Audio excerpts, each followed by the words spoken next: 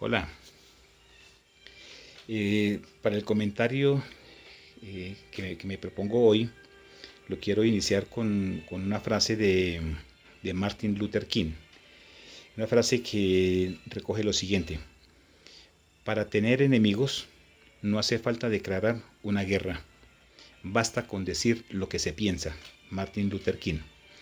Pues bien, esa, ese pensamiento de este gran referente de los Estados Unidos lo traigo porque casa perfectamente con la situación de Colombia en cuanto a la discusión de ideas se trata.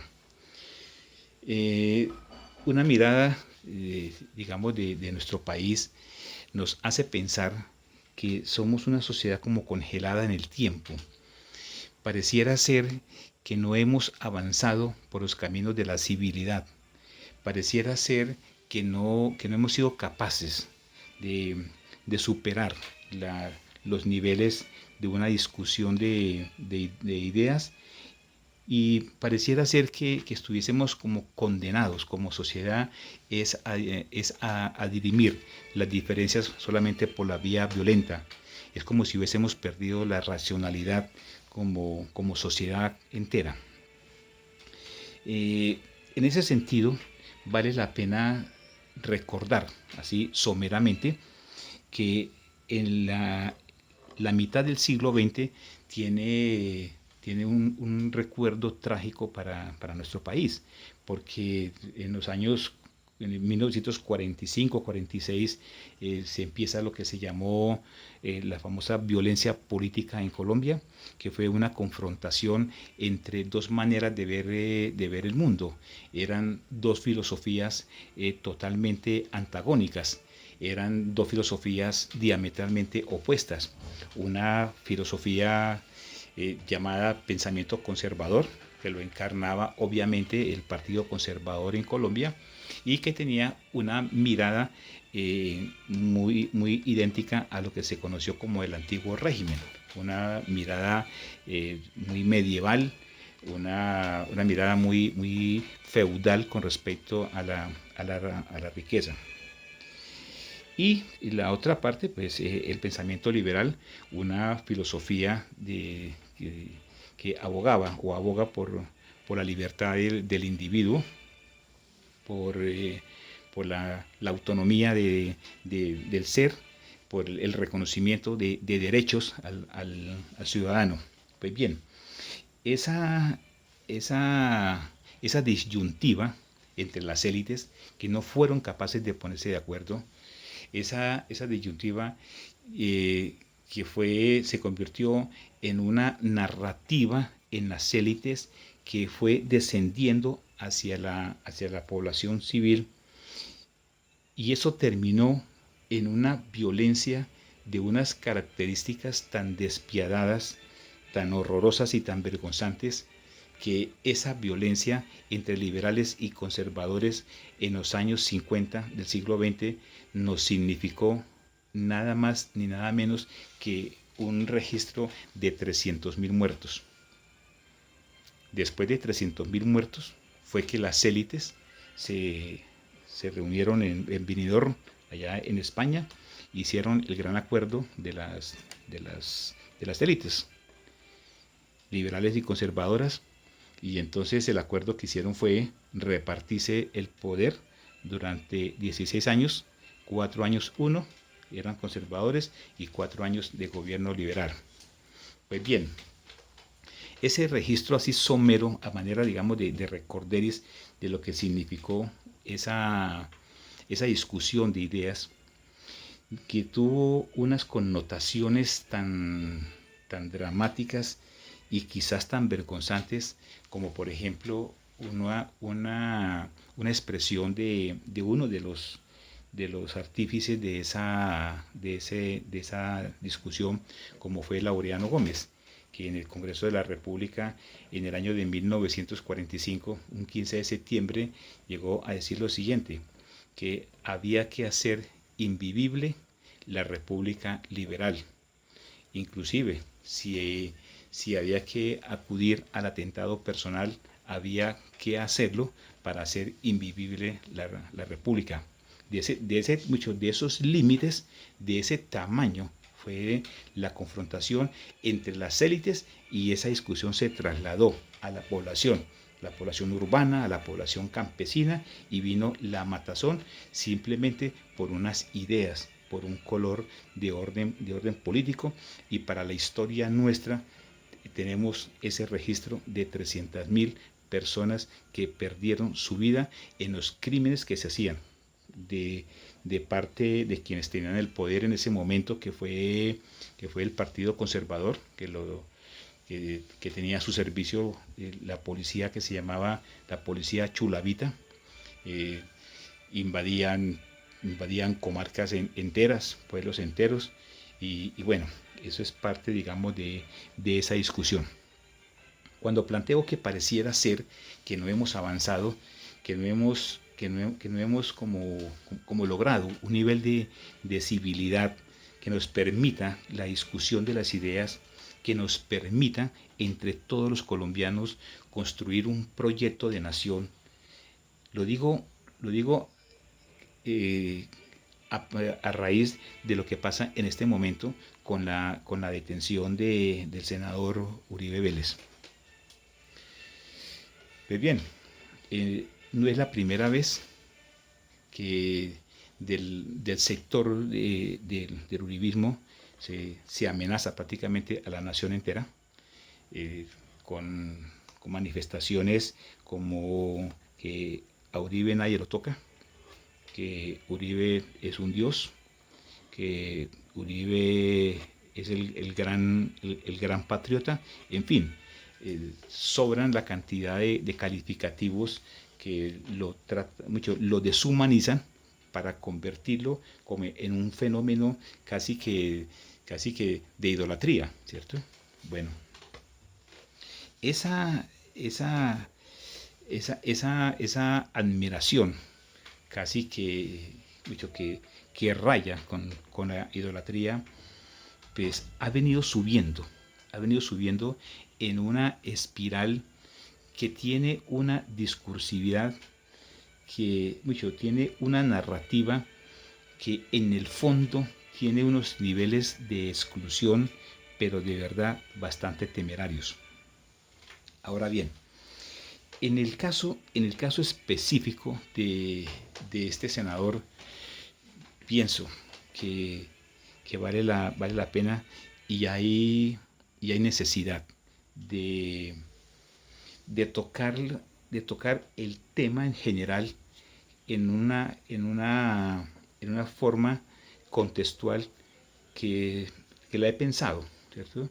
Es lo que se me ocurre llamar las tres verdades. O sea, lo propongo, digamos, como herramienta metodológica para poder comprender la situación. Las tres verdades que se me ocurre como herramienta de análisis son las siguientes. Una, que es lo que yo he llamado la verdad subjetiva. Dos, la verdad jurídica o la verdad judicial. Y tres, la verdad social. Pues bien, la verdad subjetiva tiene que ver, como su nombre lo indica, la verdad subjetiva es aquella verdad, es aquello que es del fuero interno de cada sujeto. Tiene que ver con aquello que hacemos conscientemente, a sabiendas de que estamos violando una norma, consciente de que nos estamos saliendo del marco del acuerdo social que tiene toda sociedad para poder vivir en comunidad, y para que haya un mínimo, digamos, de justicia para todos.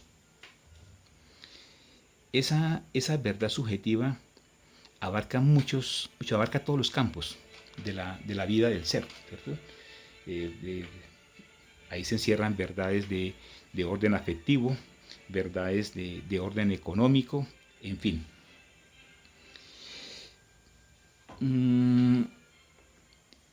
La segunda verdad, que es la verdad judicial, como su nombre lo indica, pues es la verdad que sale, por decirlo de alguna manera, a la luz pública. Y es la verdad, esa es el producto final de una investigación que hacen un órgano importante dentro de la estructura democrática, como es el Poder Judicial, representado en los jueces de la República. Entonces, se hacen las investigaciones y se determina si las acusaciones que se le indilgan a determinado ciudadano, si fueron ciertas o son falsas, y entonces finalmente es objeto, digamos, de una sanción social, bien sea en una prisión o se declara totalmente inocente de las cosas que se le acusan. Esa sería la verdad jurídica, la verdad judicial. Y hay una tercera verdad que es la verdad social. Es una verdad que flota, es una verdad que transita transversalmente todo el curso de la sociedad, pero es una verdad que, digamos que no se tiene en cuenta, que se pasa casi como de agache, ¿cierto?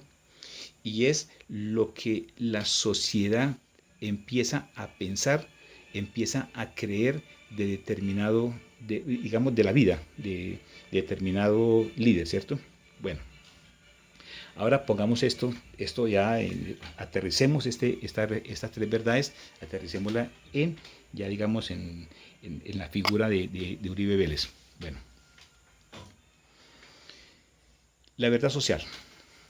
Se dice que Uribe se le dice asesino, se le dice paramilitar, ahora se le dice matarife, en fin, bueno. Pero es que la verdad social tiene un contenido muy importante. Y la verdad social se va formando a partir de toda la información que los ciudadanos vamos adquiriendo, producto de lo que dejan entrever los diferentes medios de comunicación, el trabajo de los centros de estudios, los trabajos de los intelectuales que se dedican a hacer sus respectivos análisis, sus respectivos interrogantes, en fin. Y a partir de juntar todos esos elementos, pues la sociedad va construyendo una narrativa alrededor de una de esas figuras. Y entonces es lo que se denomina mucho, o denominaría la verdad social. Pues bien, en ese sentido, cuando uno mira a Uribe Vélez, uno dice, bueno, hay tantas cosas que están ahí flotando en el ambiente, pero que hasta ahora la verdad judicial no ha sido capaz digamos, de llegar, ¿cierto?, a la médula de esas indicaciones. Pero si analizamos uno solo, digamos, de los temas, que es el caso de los falsos positivos, uno se pregunta, es que son más de 5.000 muertos, son más de 5.000 crímenes de gente inocente, de jóvenes que los arrastraron, como se dice en el argot popular, les picaron arrastre con ofertas de trabajo y muy cobardemente con el Ejército Nacional los asesinaron para mostrar estadísticas supuestamente de eficacia de una política que se llamó seguridad democrática. Ahora bien, uno puede decir que Uribe no mató a ninguno de esos 5.000 inocentes. Y se puede demostrar judicialmente que Uribe nunca cogió a uno de los muchachos de Soacha y fue y le pegó 2 tiros. O sea, de eso yo estoy casi que seguro que de eso no hay ninguna evidencia. Entonces, ¿por qué se le dice paraco? Entonces, ¿por qué se le dice asesino? ¿Por qué en las marchas se le acusa de criminal? Pues claro, en el saber popular, en esa recopilación de información, que tenemos los ciudadanos, pues tenemos las manifestaciones, las expresiones de todas esas madres que vieron desaparecer a sus hijos, que los desaparecieron y los asesinaron, y todavía no han aparecido todos. Y hay militares que ya están pagando por los falsos positivos, y ya hay militares que han asumido la responsabilidad de que sí lo hicieron. Y no fue en un solo batallón, no fue en una sola parte del país. Los recogían, unos fueron en Soacha, otros fueron en el norte de Santander, y los fueron repartiendo, incluso aparecieron hasta en la costa atlántica, uniformados de guerrilleros. Y después las pruebas judiciales, esas sí han aparecido. Esas pruebas sí han demostrado que eran víctimas inocentes, y se le llamó, eufemísticamente se le llamó disque falsos positivos, cuando eran verdaderos crímenes de Estado. Entonces, ¿por qué se le dice criminal a Uribe? Por una razón muy sencilla, porque Uribe, como presidente de la República, era el comandante supremo de las fuerzas militares. Por encima de él no hay nada. Por encima de Uribe o por encima de cualquier presidente de la República no hay ninguna institución por encima de las fuerzas militares en la línea de mando. Entonces, uno en su lógica natural, en su sentido común, uno dice, bueno, que hayan sido 20, que hayan sido 50, que hayan sido 100, vaya y venga. Pero cuando estamos hablando de 5.000 muertos para arriba, y que nos vengan a decir que Uribe no sabía, pues tiene una responsabilidad, porque él, como presidente de la República, a él la ciudadanía le entregó en sus manos la Constitución colombiana. Él era el representante de toda la sociedad, y era el guardián de esa Constitución.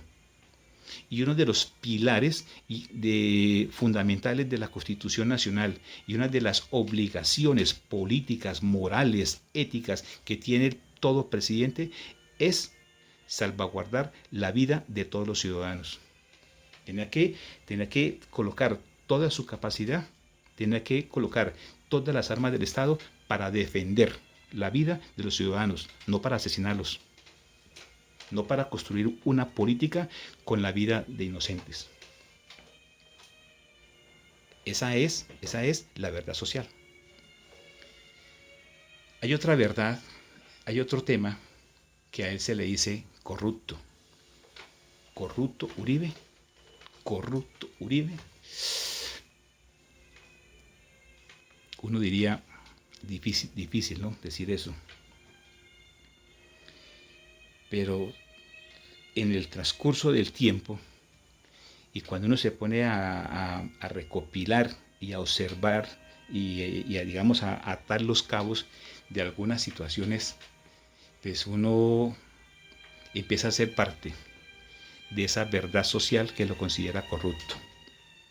Para ello, solamente me voy a referir a 2 ejemplos nada más, 2 hechos concretos.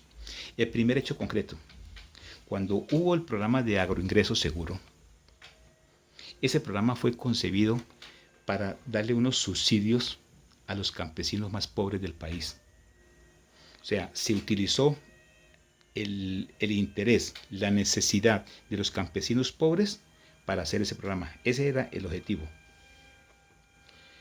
Pero resulta que Álvaro Uribe Vélez aparece como beneficiario en la finca del Ubérrimo con un subsidio por 3.247 millones de pesos, y el decreto de ese subsidio lo firmó Andrés Felipe Arias, hoy preso, y lo firma Álvaro Uribe Vélez como presidente de la República y el otro como ministro de Agricultura.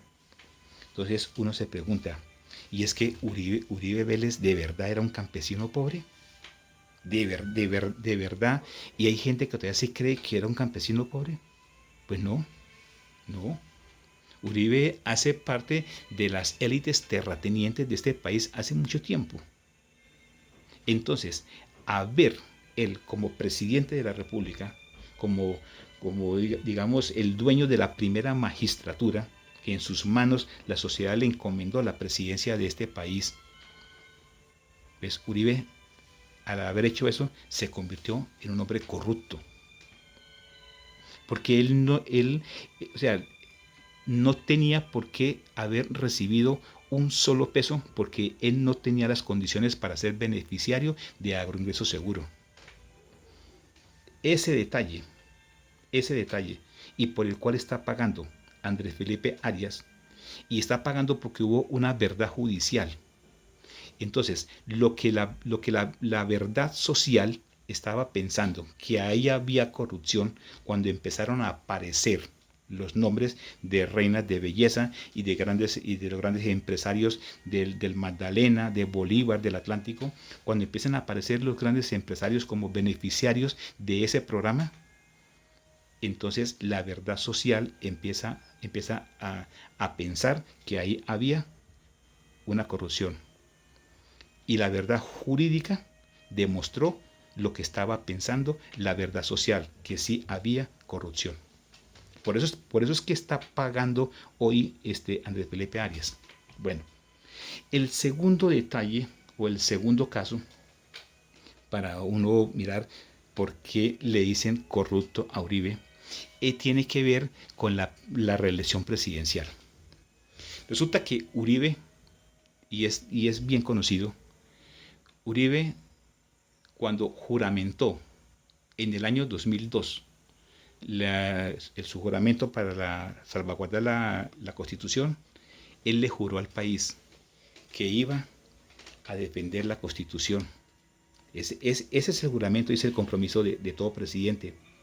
Pero Uribe no cumplió eso, porque Uribe violó la Constitución Nacional mediante un acto de corrupción cuando compró la reelección, comprando el voto de Yidis Medina y de Teodolindo Avendaño, con dos intermediarios que fueron Sabas Pretel y el que era ministro de Salud, el doctor Diego Palacios, que están pagando condena. Entonces, apareció una verdad judicial, y la verdad judicial demostró que esa reelección fue comprada. Esa otra situación a Uribe lo cataloga como un hombre corrupto. Y eso es lo que la sociedad piensa de Uribe. Esa es la verdad social, que es un hombre corrupto. Solamente nombro esos dos ejemplos nada más, ¿cierto? Bueno, ahora bien, la verdad, en ese ámbito de la verdad subjetiva, esa verdad requiere de una pequeña reflexión. ¿En qué sentido? Es cómo es el modus operandi de la verdad subjetiva. Quien delinque, quien viola la norma, lo primero que hace, y es lo que se llama el modus operandi, es cómo, digamos, invisibilizar, cómo negar, cómo tratar de convencer de que no ha hecho nada, ¿cierto? Cómo trata, digamos, cómo construye toda una amalgama de justificaciones, de herramientas para decir que es totalmente inocente.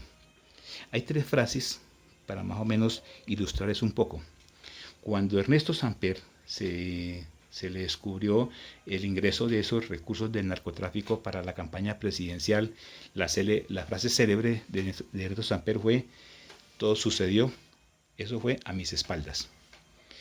Una segunda frase que sirve también para ilustrar es la de Juan Manuel Santos, cuando se le empezó también a hacer acusaciones de ingreso de recursos de dudosa procedencia para la campaña presidencial, y la gran frase muy célebre de Juan Manuel Santos fue: me acabo de enterar.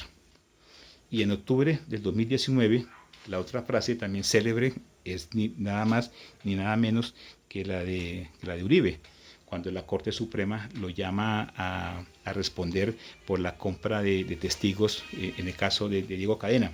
Pues la frase de Uribe fue: a mí no me consultaron. ¿Sí? Ahora, ¿por qué es muy importante y por qué quiero recalcar mucho sobre la verdad subjetiva? Porque es que lo que esta sociedad le está reclamando, por ejemplo, en el caso de Uribe tiene unas verdades allá en su fuero interno. Allá en sus entrañas del alma, Uribe tiene verdades que algún día ojalá se las dijera al país. Que Uribe nos dijera, ¿el qué sabe de los falsos positivos? ¿Qué sabe Uribe de los hijos inocentes de Soacha? ¿Qué sabe Uribe de la granja, del Aro? ¿Qué sabe Uribe de la muerte de Jesús María Valle? ¿Qué sabe Uribe de Pedro Juan Moreno? Hay tantas verdades que tiene en esas carnitas y esos huesitos que qué bien que esta sociedad la supiera. Porque la verdad judicial va a ser muy difícil alcanzarla por una razón muy elemental. Porque la estructura jurídica del Estado colombiano está hecha para que la presidencia de la República, para quien ejerza ese cargo, prácticamente sus actos queden en impunidad, porque su juez natural pues es la comisión de acusaciones, y bien se sabe que la comisión de acusaciones pues prácticamente es un apéndice de la presidencia de la República. Ese es un escenario donde sus miembros son parte de acuerdos políticos. Pues bien, esas son las tres verdades, y entonces a manera de conclusión uno dice, bueno, lo que está pasando en Colombia, de esa confrontación que se viene generando, es porque la verdad social está superando a la verdad jurídica. Mientras que no haya verdad jurídica, la verdad social se seguirá fortaleciendo. Y en la medida en que sigan apareciendo más estadísticas, más informaciones, más declaraciones, más denuncias de tiempo, modo y lugar de acontecimientos que a él lo vinculan con corrupción, con crímenes, mejor dicho, con todo lo que le ha pasado a este país, entonces la verdad social seguirá creciendo como una espuma, mientras que la verdad jurídica seguramente nunca la vamos a saber, y ojalá que la verdad subjetiva por lo menos alguna vez saliera. Pues bien, para ir cerrando este comentario, yo pienso que es grave lo que viene pasando, porque se está desarrollando una espiral en una narrativa de confrontación. Ya en las redes sociales ya están las amenazas de uribistas que están proponiendo que hay que comprar fusiles, que hay que comprar armas porque tocaron a Uribe, ¿cierto? Pues bien, en ese sentido, la sociedad colombiana está en una disyuntiva histórica, pero muy histórica. O nosotros los ciudadanos defendemos el Estado de Derecho, el Estado garantista, o nosotros los colombianos defendemos la estructura del Estado como tal, o renunciemos a este Estado democrático, renunciemos al Estado de Derecho, y entonces que se consolide esto en una monarquía. Pero sí es importante, ya para finalizar, decir lo siguiente. El uribismo tiene derecho a expresar sus opiniones, todo el derecho, porque ese es el juego de la democracia. Los uribistas pueden plantearle al país su forma como lo quieren concebir. Le pueden exponer al país esa concepción conservadora, esa mentalidad feudal de la acumulación de la tierra, en fin. Le pueden proponer al país su convicción, digamos, de un Estado casi que confesional, a partir de instaurar una fe, una religión en Colombia. Tienen derecho a todo eso. Pero a lo que no tienen derecho los uribistas, y ojo, una cosa es el centro democrático y otra cosa es el uribismo. Pero a lo que no tiene derecho el uribismo es a tres cosas. La primera, los uribistas no tienen derecho a destruirnos el Estado colombiano, de ninguna manera. Esa propuesta de Paloma Valencia de proponer una constituyente para acabar con la Corte Suprema de Justicia, para acabar con la JEP, para acabar con todas las cortes, es la destrucción total del Estado. A eso no tienen derecho los uribistas, a destruirnos el Estado como tal.